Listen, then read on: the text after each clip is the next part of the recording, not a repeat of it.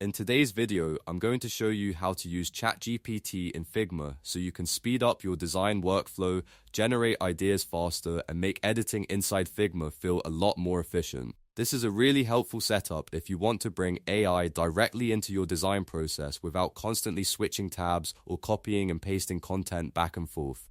And if you find this tutorial useful, make sure to hit like and subscribe for more step-by-step software guides like this. Alright, let's jump in. First, open your Figma project. You can use an existing file or start a new design from scratch, whichever works best for you. Once your project is open, look at the bottom toolbar and click on Actions. From there, go to Plugins and Widgets. This is where you can search for helpful tools that extend what Figma can do. In the search bar, type in a helper plugin such as Figma GPT. You may also see similar AI tools, but the process is basically the same. Choose the plugin you want, install it, and then launch it inside your Figma file. After the plugin opens, you'll usually see a few tabs or settings options. The next step is to add your API credentials. Go into the Settings tab inside the plugin. This is where you'll connect ChatGPT or the AI service that the plugin uses. Paste in your ChatGPT API key carefully, making sure there are no extra spaces or missing characters. If the key is correct, the plugin will be able to communicate with the AI and generate responses directly in Figma. If you don't already have an API key, you'll need to get one from your OpenAI account first before this step will work properly.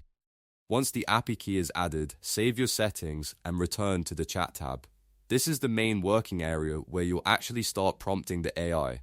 Now you can type in what you want ChatGPT to help with, such as design copy, content ideas, button text, onboarding text, placeholder content, or UI variations. For example, you could ask it to write a headline for a landing page, generate microcopy for a form, or suggest better text for a mobile app screen.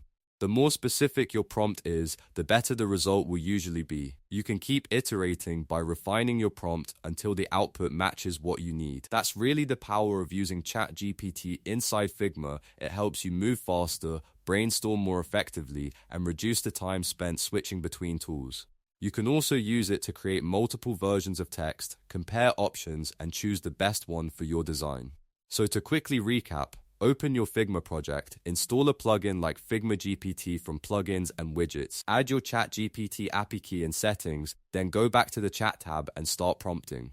It's a simple setup, but it can make a huge difference in your design workflow. If this video helped you out, please hit the like button and subscribe so you don't miss the next tutorial. Thanks for watching, and I'll see you in the next one.